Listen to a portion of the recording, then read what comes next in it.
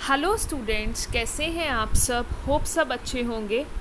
तो आज हम रूरल मार्केटिंग का नया topic that is rural marketing environment start करेंगे। रूरल मार्केटिंग इन्वायरमेंट होता क्या है?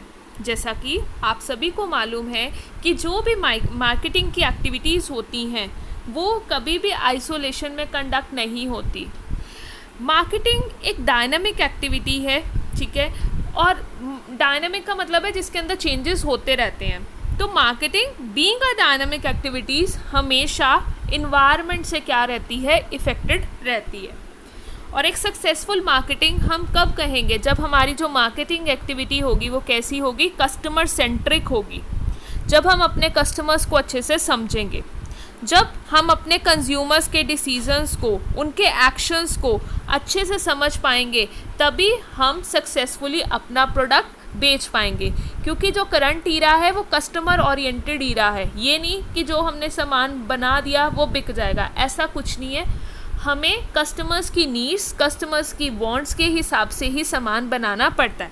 कस्टमर्स के टेस्ट, कस्टमर का कैसा एक्शन है, कस्टमर किस तरह का प्रोडक्ट पसंद करता है, हमें उसी के हिसाब से क्या करना पड़ता है, अपना प्रोडक्ट डिज़ाइन करना पड़ता है। तो कस्टमर का डिसीज़न और जो कस्टमर का एक्शन है वो हम तभी प्रॉपरली समझ पाएंगे जब हमें पता लगेगा कि किस फोर्स फील्ड के अंदर वो रहता है। मतलब उसको कौन कौन सी चीज़ें प्रभावित करती हैं, कौन कौन से फैक्टर्स इफ़ेक्ट करते हैं। जब हम उन फैक्टर्स को, उन फोर्सेस को समझ लेंगे, तभी हम कस्टमर का दिल अच्छे से जीत पाएंगे और अपना प्रोडक्ट कस्टमर को बेच पाएंगे। तो मार्केटिंग क्या है? तो marketing environment, rural marketing environment क्या है कि जो भी मेरी रूरल मार्केटिंग की एक्टिविटीज़ हैं, रूरल मार्केटिंग को जितनी भी फोर्सेस, जितने भी फैक्टर्स क्या कर रहे हैं, इफ़ेक्ट कर रहे हैं, उनको अच्छे से समझना और उसके हिसाब से ही अपनी स्ट्रैटेजी फॉर्मुलेट करना, ताकि मैं कस्टमर्स को अच्छे से सेटिस्फाई कर पाऊँ, एक कस्टमर सेंट्रिक अप्रोच अडॉप्ट कर पाऊँ, कस्टमर्स के डिसीजंस, एक्शंस को समझ के अपने रूरल मार्केटिंग का जो मेरा ऑब्जेक्टिव है उसको मैं अचीव कर पाऊँ। तो नेक्स्ट इज इस स्लाइड के अंदर इन्होंने हमें दिया हुआ है overview of rural marketing environment. Rural marketing environment, rural marketing environment हमारा दो शब्दों से बना है, that is rural marketing plus environment. अब लास्ट चैप्टर के अंदर भी हमने पढ़ा था रूरल मार्केटिंग क्या होता है। Rural marketing is planning and implementation of marketing function for rural areas, कि जो भी मेरे अपना रूरल एरिया के अंदर जो भी मैंने मार्केटिंग की एक्टिविटीज़ क्या करनी है, कंडक्ट करनी है, उसका प्रॉपर प्लानिंग, उसका प्रॉपर इम्प्लीमेंटेशन, वो मेरा रूरल मार्केटिंग कहलाता है। और इन्वायरमेंट क्या है? वातावरण, जिसको हम वैसे सरल भाषा में बात करें, लेमन लैंग्वेज में अगर हम बात करें तो वो होता है इन्वायरमेंट। और इन्वायरमेंट क्या है? हमारा सराउंडिंग्स और टोटल। और अगर मैं रूरल मार्केटिंग के पॉइंट ऑफ व्यू से इन्वायरमेंट की बात करूँ, वो हैं वो सारे फैक्टर्स, वो सारी फोर्सेस जो मेरी रूरल मार्केटिंग को क्या करती हैं, इफ़ेक्ट करती हैं। अब यहाँ पर जो फोर्सेस हैं उनको दो कैटेगरीज में हमने डिवाइड किया। एक होते हैं इंटरनल फैक्टर्स, एक होते हैं एक्सटर्नल फैक्टर्स। ये सारे फैक्टर्स हम डिटेल में आगे डिस्कस करेंगे। इंटरनल फैक्टर्स होते हैं जो कि विद इन दी ऑर्गेनाइजेशन होते हैं, और एक्सटर्नल फैक्टर्स होते हैं which are outside the organisation. तो इंटरनल फैक्टर्स कौन से हुए? जो ऑर्गेनाइजेशन के अंदर ही पाए जाते हैं और इसके ऊपर ऑर्गेनाइजेशन का पूरा कंट्रोल होता है। लेकिन अगर बात की जाए एक्सटर्नल फैक्टर्स की, एक्सटर्नल फैक्टर्स वो फैक्टर्स होते हैं जिनके ऊपर ऑर्गेनाइजेशन का कंट्रोल नहीं होता और ये ऑर्गेनाइजेशन के बाहर पाए जाते हैं। तो रूरल मार्केटिंग इन्वायरमेंट क्या है? रूरल मार्केटिंग इन्वायरमेंट है ऑल कंट्रोलेबल कौन से हुए? इंटरनल फैक्टर्स जो कि within the organisation available होते हैं, और अनकंट्रोलेबल फैक्टर्स जो कि आउटसाइड दी ऑर्गेनाइजेशन होते हैं, और सराउंडिंग्स विच इफेक्ट दी रूरल मार्केटिंग, जो हमारी रूरल मार्केटिंग को क्या करती हैं, इफेक्ट करती हैं, वो होते हैं हमारे रूरल मार्केटिंग इन्वायरमेंटल फैक्टर्स। तो रूरल मार्केटिंग इन्वायरमेंट क्या है? रूरल मार्केटिंग इन्वायरमेंट है वो सभी फैक्टर्स, वो सभी फोर्सेस का आप कह लीजिए कंसोलिडेशन, वो सभी फैक्टर्स को स्टडी करना, चाहे वो अनकंट्रोलेबल है चाहे अनकंट्रोलेबल है, ठीक है। ताकि हम अपने रूरल मार्केटिंग का जो ऑब्जेक्टिव है उसको अचीव कर पाएँ। Next is rural marketing environment का मीनिंग क्या है? Rural marketing environmental encompasses the marketing team within the organization, includes all of outside factors of marketing that affect the marketing team's ability to develop and maintain successful customer relationship with that targeted customer group। तो rural marketing environment क्या है? Rural marketing environment है, इसके अंदर वो सारी की सारी आप कह लीजिए फैक्टर्स आ जाते हैं, चाहे वो इनसाइड है चाहे वो आउटसाइड है। इनसाइड कौन से होते हैं? कंट्रोलेबल, या जिनको इंटरनल फैक्टर्स भी बोलते हैं, और आउटसाइड फैक्टर्स कौन से आ जाते हैं? हमारे एक्सटर्नल फैक्टर्स, ठीक है, जिनको हम अनकंट्रोलेबल फैक्टर्स भी बोलते हैं। उनको अच्छे से स्टडी करना, ठीक है, जो भी हमारी मार्केटिंग टीम एबिलिटी को क्या करते हैं? इफेक्ट करते हैं, और इनको स्टडी करके इनका क्या प्रभाव पड़ रहा है उसके हिसाब से ही अपनी एक्टिविटी को परफॉर्म करना, ताकि हम एक स्ट्रॉन्ग कस्टमर रिलेशनशिप बिल्ड कर पाएँ। अगर हमारी ऑर्गेनाइजेशन के साथ कस्टमर का रिलेशनशिप स्ट्रॉन्ग होगा तो हमारे वो प्रोडक्ट्स ज़्यादा से ज़्यादा खरीदेंगे, हमारी सेल्स बढ़ेगी तो ऑटोमेटिकली हमारा प्रॉफिट भी क्या होगा? इंक्रीज होगा। Next is definition of rural marketing environment. यहाँ पर हम दो डेफिनेशंस इसकी डिस्कस करेंगे। सबसे पहली जो डेफिनेशन है वो दी है पी गिस्बर्ट ने। किसने दी है? पी गिस्बर्ट ने। ये क्या कहते हैं? इन्होंने बोला है कि environment is anything immediately surrounding an object and exerting a direct influence on it. Environment क्या है? कि जो किसी भी ऑब्जेक्ट के ऊपर, इन्वायरमेंट इज एनीथिंग जो किसी भी ऑब्जेक्ट की सराउंडिंग है। हम वातावरण किसको कहते हैं? जो भी हमारे आसपास चीज़ें अवेलेबल हैं वो हमारा इन्वायरमेंट होता है। तो इन्होंने भी यही बोला है कि कोई भी ऑब्जेक्ट है जो उसकी सराउंडिंग है, इमीडिएट सराउंडिंग्स हैं, और जिसका वो सराउंडिंग्स का उस ऑब्जेक्ट के ऊपर क्या पड़ता है?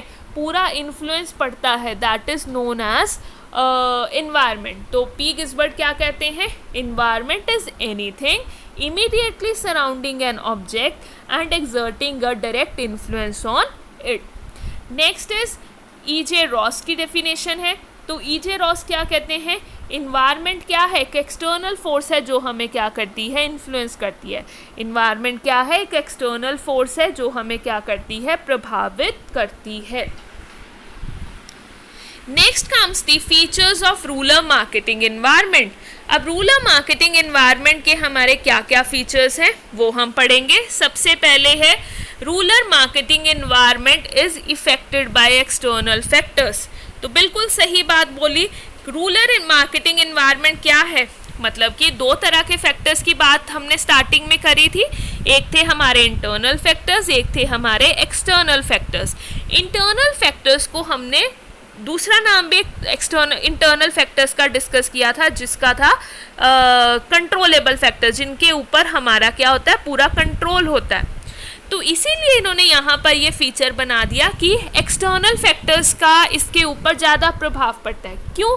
क्योंकि वो अनकंट्रोलेबल होते हैं, वो ऑर्गेनाइजेशन के बाहर पाए जाते हैं।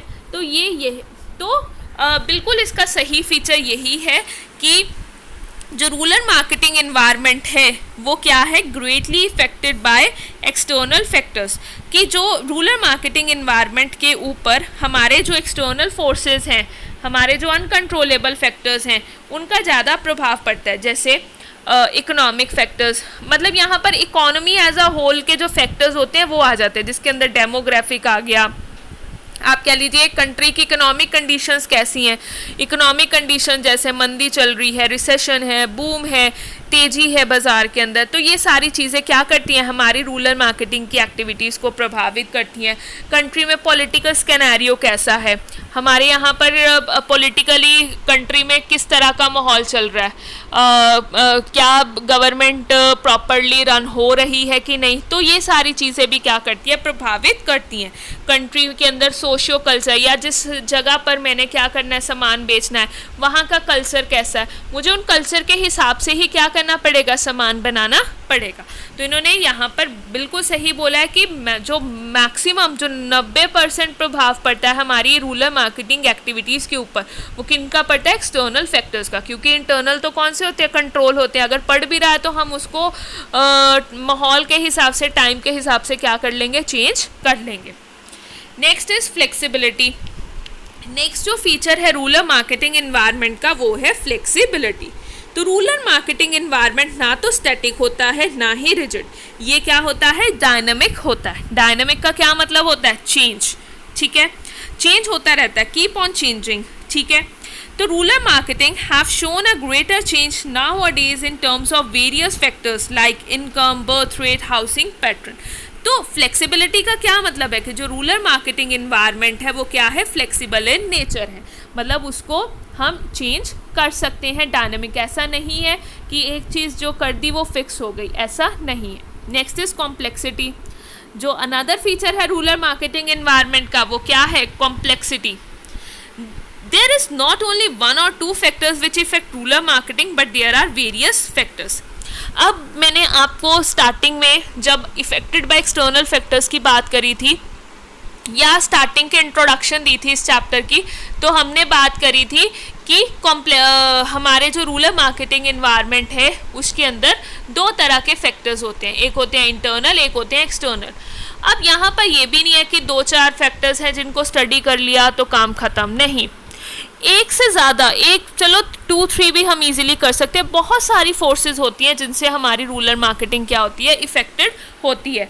तो देयर इज एक सिंगल फैक्टर नहीं है जो हमारी रूरल मार्केटिंग को इफेक्ट करे, बट बहुत सारे वेरियस फैक्टर है। तो ये इजी नहीं है कि हम सभी फैक्टर्स को क्या कर ले? स्टडी कर लें। तो इस वजह से इन्होंने बोला हुआ है कि जो रूरल मार्केटिंग इन्वायरमेंट है वो क्या है? कॉम्प्लेक्स इन नेचर है। Next is our relativity. Relativity क्या है? आप देखो, रिलेटिविटी के अंदर क्या है कि जो इम्पैक्ट है रूरल मार्केटिंग एनवायरनमेंट का वो डिफर होता है कंपनी टू कंपनी या country to country. Some environmental factors may affect some company lot, और कुछ फैक्टर्स क्या करेंगे? लेस प्रभाव डालेंगे। रिलेटिविटी का ये मतलब है कि किसी भी फोर्स का, मतलब आप अपनी रियल लाइफ में भी इस चीज़ को अप्लाई कर सकते हो। कोई भी चीज़ है, कोई भी प्रॉब्लम है, किसी की लाइफ में कुछ है, किसी की लाइफ में कुछ है, उसका प्रभाव किसी की लाइफ में किसी तरह से पड़ता है, किसी की लाइफ में किसी तरह से पड़ता है, ठीक है। On the same way rural marketing environment के अंदर भी जो इम्पैक्ट होता है इन फोर्सेस का वो डिफ़र होता है किसी कंपनी, क्योंकि हर कंपनी की अपनी स्ट्रेंथ्स होती हैं, अपनी वीकनेसेस होती हैं। तो किसी के लिए तो वो स्ट्रेंथ प्रूव हो सकती है, लेकिन किसी के लिए वीकनेस वो प्रूव हो सकती है। Next is uncertain. जैसे हमने बात की थी सेकंड पॉइंट में कि डायनामिक इन नेचर होता है रूरल, तो अनसर्टेन, डायनामिक अगर नेचर है तो साथ में अनसर्टेनिटी फैक्टर तो जुड़ ही जाता है। भी हमने फ्यूचर थोड़ी देखा हुआ है कि फ्यूचर में क्या चीज़ होने वाली है, क्या नहीं, किस तरह से किस चीज़ का हमारे ऊपर इम्पैक्ट पड़ेगा। तो इस वजह से बोला गया है कि जो रूरल मार्केटिंग इन्वायरमेंट है वो क्या है? अनसर्टेन है, we can't predict. Next comes the factors affecting rural marketing environment. कौन कौन से फैक्टर्स हमारे रूरल मार्केटिंग एनवायरनमेंट को क्या करते हैं? प्रभावित करते हैं, या आप कह लीजिए कंपोनेंट्स क्या क्या हैं। आप कंपोनेंट्स भी पूछ सकता है एग्जाम के अंदर कि कंपोनेंट बताइए रूरल मार्केटिंग एनवायरनमेंट के, तो भी आपने इसके फैक्टर्स ही लिखने हैं, या डायरेक्टली फैक्टर्स भी आपसे पूछे जा सकते हैं। तो फैक्टर्स क्या हैं जो हमारे रूरल मार्केटिंग एनवायरनमेंट को इफेक्ट करते हैं? हमारे पास दो तरह की फोर्सेस होती हैं, एक होती हैं इंटरनल फैक्टर्स, दूसरे होते हैं हमारे पास एक्सटर्नल फैक्टर्स। अगर बात की जाए इंटरनल फैक्टर्स की, इंटरनल फैक्टर्स होते हैं which are within the control of organisation, जो ऑर्गेनाइजेशन के अंदर ही पाए जाते हैं, ठीक है। और एक्सटर्नल फोर्सेस होते हैं which are outside the organisation, जो ऑर्गेनाइजेशन के बाहर पाए जाते हैं, और इनको अनकंट्रोलेबल फैक्टर्स भी बोलते हैं। तो चलिए करते हैं इनको डिटेल में डिस्कशन इंटरनल फैक्टर्स की। Internal factors are under the control of organisation. Internal factors कौन से फैक्टर्स होते हैं? जो कि ऑर्गेनाइजेशन के कंट्रोल में होते हैं, and they exist with in the country, और विद इन द कंपनी ही ये क्या करते हैं? एग्जिस्ट करते हैं। प्राइमरी रिस्पॉन्सिबिलिटी क्या है मार्केटियर की? कि वो आइडेंटिफाई करें इन इंटरनल फैक्टर्स को और उनको कंप्लीटली क्या कर ले? अंडरस्टैंड कर ले। Internal environment includes various factors like aims and objectives of the company. और internal environment factor के अंदर, internal environment के अंदर कौन कौन सी forces आती हैं, जैसे ऑर्गेनाइजेशन का एम हो गया, ऑर्गेनाइजेशन का ऑब्जेक्टिव हो गया, रिसोर्सेज की अवेलेबिलिटी होगी, कंपनी की इमेज होगी, कंपनी के रूल्स हो गए, कंपनी की पॉलिसीज होगी। तो अब हम इन फैक्टर्स को डिटेल में स्टडी करते हैं। कौन कौन से वेरियस फैक्टर्स हैं, वन बाय वन करके हम डिटेल में इनको पढ़ते हैं। सबसे पहले देखिए एम एंड ऑब्जेक्टिव्स ऑफ, सबसे फर्स्ट हमारा इंटरनल फैक्टर है, that is AIIMS and objectives of marketing. The AIIMS and objectives of marketing can influence the marketing management. अब जो कंपनी का एम है, कंपनी का ऑब्जेक्टिव है, वो क्या करता है, हमारे मार्केटिंग मैनेजमेंट को क्या करता है, इन्फ्लुएंस करता है। A marketeer performs his functions on the basis of objectives of the marketing। और जो marketeer है वो किस तरह से फंक्शन करता है, वो किसके ऊपर बेस्ड है, मार्केटिंग के ऑब्जेक्टिव्स किस तरह के हैं। These are within the control of the marketing manager। अब यहाँ पर देखिए कि हमारे जो मार्केटिंग का क्या एम है। सपोज मेरे को कस्टमर सेटिस्फेक्शन है, तो मैं अपना जो मार्केटिंग मिक्स है उसी हिसाब से क्या करूँगी, मोल्ड करूँगी कि मेरे को maximum to maximum customer satisfaction ही क्या करनी है, पहुंचानी है। मुझे उनको क्वालिटी प्रोडक्ट देना है, ठीक है। दूसरी चीज़, मैं उनको आफ्टर सेल सर्विसेज दूंगी। तो इस तरह से मेरे जो कस्टमर्स हैं, और साथ में हम उनको गिफ्ट्स हो गए, वाउचर्स हो गए, ये सब हम उनको क्या कर सकते हैं, दे सकते हैं, ताकि वो हमारी कंपनी के साथ जुड़े रहें। Next comes rules and policies of marketing. Next जो इंटरनल फैक्टर है जो हमारे रूरल मार्केटिंग को क्या करता है, इफेक्ट करता है, वो है rules and policies of marketing. अब देखो रूल्स एंड पॉलिसीज, जो ऑर्गेनाइजेशन है उसने अपनी कंपनी, उसने जो भी ऑर्गेनाइजेशन है जिसका प्रोडक्ट हम बेच रहे हैं रूरल मार्केट के अंदर, तो उस कंपनी ने अपनी मार्केटिंग की क्या रूल्स बनाए हैं, क्या पॉलिसीज़ बनाई हैं, वो भी क्या करती हैं, हमारे रूरल मार्केटिंग को क्या करती हैं, इफ़ेक्ट करती हैं। रूल्स पॉलिसीज़ क्या करते हैं, हमें डिफ़ाइन करते हैं कि मेरे को किस दायरे में रहते हुए ही क्या करना है, मार्केटिंग की एक्टिविटी क्या करनी है, परफॉर्म करनी है। मैनेजर को जो भी, अब कई बार क्या होता है कि हमने मतलब हम चाहते हैं कि हमारा प्रोडक्ट बिक जाए, हम कस्टमर को ज़्यादा से ज़्यादा कई बार सेटिस्फाई करना चाहते हैं, लेकिन कई बार कंस्ट्रेंट्स आ जाते हैं कि रूल है, कंपनी की पॉलिसी है। सपोज़ बाय चांस हम एक्सचेंज पॉलिसी हम नहीं दे रहे थे, ठीक है, और कस्टमर अपने घर ले गया प्रोडक्ट, उसको नहीं पसंद आया, वो एक्सचेंज करना चाहता था, तो हम खुद चाहते हैं कि एक्सचेंज हो जाए, बट कई बार क्या होता है कंपनी की पॉलिसी नहीं है, ठीक है, कंपनी का रूल नहीं है, तो वो उस चीज़ से क्या, हम उस चीज़ को फिर हमें क्या करना पड़ता है, माइंड में रखना पड़ता है, और हम उसकी वो पर्टिकुलर प्रोडक्ट एक्सचेंज नहीं कर पाते। तो ये क्या हुआ, मेरी मार्केटिंग इन्वायरमेंट, जो मेरी मार्केटिंग एक्टिविटी है वो इस वजह से क्या हुई, हैम्पर्ड हुई, उसके ऊपर प्रभाव पड़ा। अगली बार वो कस्टमर सोचेगा मेरी कंपनी से प्रोडक्ट लेने के लिए कि यहाँ तो एक्सचेंज पॉलिसी नहीं है। तो वो यही कह रहे हैं कि जो रूल्स हैं, पॉलिसीज़ हैं, वो भी क्या करती हैं, मेरे मार्केटिंग को, मेरी मार्केटिंग की एक्टिविटीज़ को इफेक्ट करती हैं। Next is availability of marketing resources. अब नेक्स्ट जो फोर्स है जो मेरी मार्केटिंग की एक्टिविटीज़ को क्या करती हैं, प्रभावित करती हैं, वो है मार्केटिंग के resources.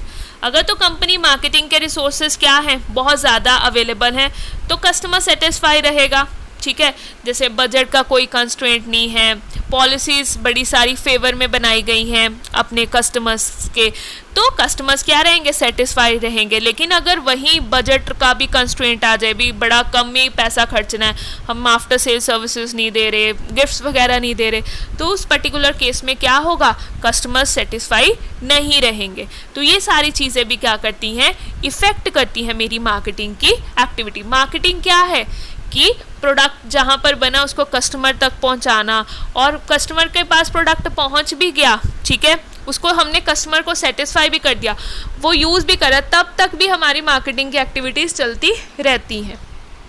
Next is objectives of marketing department. अब देखिए मार्केटिंग मैनेजर जो नेक्स्ट हमारी फोर्स है जो मेरी मार्केटिंग की एक्टिविटीज़ को क्या करती हैं, इफ़ेक्ट करती हैं, वो है ऑब्जेक्टिव्स किसके, मार्केटिंग डिपार्टमेंट के। अब marketing manager performs the functions in order to achieve the objectives of marketing department. A firm or a company can achieve the objectives of marketing department by selecting a balanced marketing mix। अब देखिए marketing department का क्या objective है? Profit को increase करना, sales को increase करना, कुछ भी उनका ऑब्जेक्टिव हो सकता है। अब देखिए, अगर मेरे को चाहिए, अब मार्केटिंग जो ये सारी की सारी हम एक्टिविटीज़ परफॉर्म करते हैं वो हम मार्केटिंग मिक्स से करते हैं, जिसको हम 4 P's भी बोलते हैं, प्राइस, प्रोडक्ट, ये सब, कि किस तरह से प्लेस करना है, किस तरह से डिस्ट्रीब्यूट करना है अपना प्रोडक्ट, तो ये सारे का सारा किसके अंदर आ जाता है? मार्केटिंग मिक्स के अंदर आ जाता है। तो वो अगर किसी कंपनी को अपना जो मार्केटिंग का ऑब्जेक्टिव्स क्या करना है, अच्छे से अचीव करना है, तो उसे एक बैलेंस मार्केटिंग मिक्स क्या करना पड़ेगा? सिलेक्ट करना पड़ेगा। अगर मेरा मार्केटिंग डिपार्टमेंट का ऑब्जेक्टिव मुझे इतनी सेल्स चाहिए, मुझे इतना प्रॉफिट चाहिए, तो मुझे उसके हिसाब से एक बैलेंस मार्केटिंग मिक्स भी बनाना पड़ेगा। मैं बैलेंस मार्केटिंग मिक्स अगर बनाऊंगी तभी मैं कस्टमर्स को सेटिस्फाई कर पाऊंगी, और तभी हमारे जो मार्केटिंग डिपार्टमेंट के ऑब्जेक्टिव्स हैं वो क्या हो पाएंगे? अचीव हो पाएंगे। नेक्स्ट जो है, जो फैक्टर है या आप कह लीजिए फोर्स है, जो इंटरनली हमारी मार्केटिंग की एक्टिविटीज़ को क्या करती है? इफेक्ट करती है, that is marketing strategies and plans. अगर तो मार्केटिंग स्ट्रैटेजीज और जो प्लान्स हैं are made on the basis of product policy, price, distribution, promotion, they are formulated for the attainment of long term, यही है। अगर तो मार्केटिंग स्ट्रैटेजीज एंड प्लान्स जो हैं वो हम किसके बेसिस पर बनाते हैं? अपने प्रोडक्ट के, अपने मार्केटिंग मिक्स के बेसिस पर बनाते हैं। तो अगर जो रूरल मार्केटिंग के अंदर हमने अगर एक्सेल करना है तो हमें कस्टमर के हिसाब से ही क्या करनी पड़ेंगी? मार्केटिंग स्ट्रैटेजीज और प्लान्स बनाने पड़ेंगे। अगर मेरे मार्केटिंग के जो स्ट्रैटेजीज और प्लान्स है कस्टमर्स के अकॉर्डिंग नहीं होंगे तो मैं उनको कैसे विन कर पाऊंगी? ठीक है, अगर कस्टमर्स को नहीं विन कर पाएंगे तो मेरा ना तो कंपनी का ऑब्जेक्टिव फुलफिल होगा, ना मेरा मार्केटिंग डिपार्टमेंट का ऑब्जेक्टिव फुलफिल होगा। तो मार्केटिंग स्ट्रैटेजीज और प्लान्स भी क्या करती हैं? हैम्पर करती हैं मेरी मार्केटिंग की एक्टिविटीज़ को। और अगर मेरे को करंट ईरा में सक्सेस हासिल करनी है तो मुझे बाज़ार के हिसाब से, मार्केट के हिसाब से, कस्टमर के हिसाब से ही स्ट्रैटेजीज और प्लान्स क्या करनी पड़ेंगी? फॉर्मुलेट करनी पड़ेंगी। नेक्स्ट जो फोर्स है जो क्या करती है? इफ़ेक्ट करती है मेरी मार्केटिंग की मार्केटिंग इन्वायरमेंट को, या मार्केटिंग इन्वायरमेंट का कंपोनेंट है जो इंटरनली मेरी ऑर्गेनाइजेशन के अंदर अवेलेबल है, that is mutual relation and coordination between employees and management. अगर एम्प्लॉयज़ एंड मैनेजमेंट में ही कॉन्फ्लिक्ट रहा, लड़ाई झगड़े होते रहे, तो वो काम कैसे करेंगे? सामान कैसे बेचेंगे? सामान नहीं बिकेगा तो ऑर्गेनाइजेशन का ऑब्जेक्टिव कैसे अचीव होगा? तो वो कह रहे हैं कि कॉर्डियल रिलेशन होना चाहिए किनके बीच में? एम्प्लॉयज़ एंड मैनेजमेंट के बीच में, तभी हम अपने मार्केटिंग, रूरल मार्केटिंग का ऑब्जेक्टिव है वो क्या कर पाएंगे? अचीव कर पाएंगे। Next is organisation structure of marketing department. Organisation structure means ढांचा। If the firm has an organisation structure of marketing department then in can achieve its objective successfully. अब ऑर्गेनाइजेशन स्ट्रक्चर क्या होता है? हमने मैनेजमेंट के अंदर एक डेफिनेशन पढ़ी होती है फर्स्ट ईयर में, it refers to the harmonious adjustment of various resources of the organisation, कि हम हारमोनियस एडजस्टमेंट जब अवेलेबल रिसोर्सेज ऑर्गेनाइजेशन के अंदर उनका एक एडजस्टमेंट कर देते हैं, उनको एक पैटर्न में डाल देते हैं, उनका एक ढांचा क्रिएट कर देते हैं, that is known as organising और क्रिएशन ऑफ ऑर्गेनाइजेशन स्ट्रक्चर। तो वो यही कह रहे हैं कि हमें अपनी फर्म के लिए, हम रूरल मार्केटिंग कर रहे हैं, ठीक है, हम अपना प्रोडक्ट बेच रहे हैं, तो हमें ऑर्गेनाइजेशन स्ट्रक्चर के अंदर मार्केटिंग को एक विशेष, एक प्रेफरेबल प्लेस देनी पड़ेगी। प्रेफरेबल प्लेस अगर हम एक मार्केटिंग को देंगे तो मार्केटिंग डिपार्टमेंट अगर स्पेशली क्रिएट करेंगे ऑर्गेनाइजेशन के अंदर तो मार्केटिंग डिपार्टमेंट प्रॉपरली वर्क कर पाएगा, जिससे कि हमारे जो ओवरऑल ऑब्जेक्टिव्स हैं कंपनी के अचीव हो पाएंगे। अगर हमने मार्केटिंग डिपार्टमेंट नहीं क्रिएट कर रहे, हमने सामान बेचना है, तो अनप्रोफेशनल पर्सन्स होंगे जो स्पेशलाइज्ड नहीं होंगे इस फील्ड में, वो काम करेंगे। स्पेशलाइज्ड पर्सन्स अगर काम, अनस्पेशलाइज्ड पर्सन्स अगर काम करेंगे तो वो उतना अच्छे से प्रोडक्ट नहीं सेल कर पाएंगे। हमने अगर मार्केटिंग डिपार्टमेंट ऑर्गेनाइजेशन में क्रिएट किया होगा तो क्या होगा? उसमें हम प्रोफेशनल पर्सन्स को रिक्रूट करेंगे। प्रोफेशनल पर्सन्स की अगर स्टाफिंग होगी जो कि मार्केटिंग के फील्ड में बड़े एक्सेल होंगे, उन्हें पता है प्रोडक्ट को किस तरह से बिकवाना है, बेचना है, तो हमारी जो ऑर्गेनाइजेशन का ऑब्जेक्टिव है इससे अचीव हो पाएगा। Next is level of efficiency of labour and management. If the labour and managers are efficient in performing their work, the firm can achieve its objective. Obvious सी बात है, अगर हमारी ऑर्गेनाइजेशन के अंदर सब, चाहे वो मैनेजरियल लेवल का पर्सन हो, चाहे वो लेबर लेवल का पर्सन हो, अगर सब मिलजुल कर काम करेंगे तभी हमारा ऑब्जेक्टिव अचीव हो पाएगा। हम ये नहीं कह सकते कि सिर्फ मैनेजमेंट की बदौलत ही कंपनी चलती है, नहीं। लेबरर्स अगर अपना काम अच्छे से एफिशिएंटली मैनर में नहीं करेंगे तो भी हमारी कंपनी नहीं चलेगी। तो कंपनी जो है, कंपनी कोई भी ऑर्गेनाइजेशन है, चाहे वो लेबरर्स हो, ईच एंड एवरी पर्सन जो भी हमारी ऑर्गेनाइजेशन के साथ जुड़ा हुआ है, सब कुछ ना कुछ योगदान करते हैं, कंट्रीब्यूशन करते हैं, तभी एक ऑर्गेनाइजेशन एक एक्सेल मैनर में रन कर पाती है। तो अगर मेरे को अपना ऑब्जेक्टिव, जो भी मेरा प्री डिसाइडेड ऑब्जेक्टिव है मार्केटिंग, रूरल मार्केटिंग के रिलेटेड, मुझे उसको अचीव करना है, तो मेरी ऑर्गेनाइजेशन के अंदर जो लेबर है और मैनेजमेंट है, इन्हें प्रॉपरली एफिशिएंट मैनर में काम करना पड़ेगा, तभी ऑब्जेक्टिव हासिल कर पाएंगे, नहीं तो हासिल नहीं कर पाएंगे। तो स्टूडेंट्स, आज के लिए बस इतना ही। अपनी नेक्स्ट वीडियो के अंदर इसके एक्सटर्नल फैक्टर्स डिस्कस करेंगे। Till then, happy learning and keep revising.